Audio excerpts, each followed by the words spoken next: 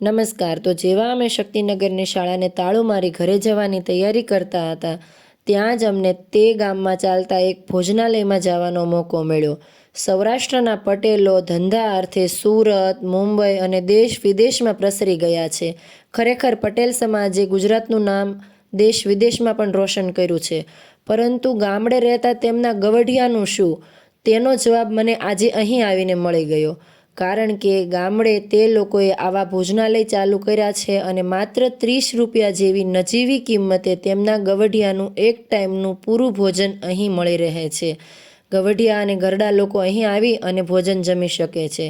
ઘરડા લોકો પહેલેથી વાડીએ, ખેતરે અને આંગણાવાળા મકાનમાં રહેલા હોય છે. તેમને શહેરના બંધ બારણાવાળા ફ્લેટ અને નાના મકાનોમાં ફાવતું નથી, એટલે તે શહેરમાં જવું ઈચ્છતા નથી. તો શહેરમાં વિકસિત થયેલા તેમના દીકરા દીકરીનો આ પ્રયોગ અનોખો છે.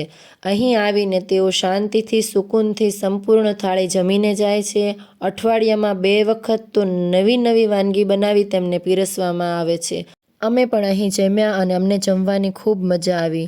ભોજનાલયનો આ પ્રયોગ સંપૂર્ણપણે સફળ થયેલો છે. મારા મમ્મીને ફોલો કરજો પ્લીઝ.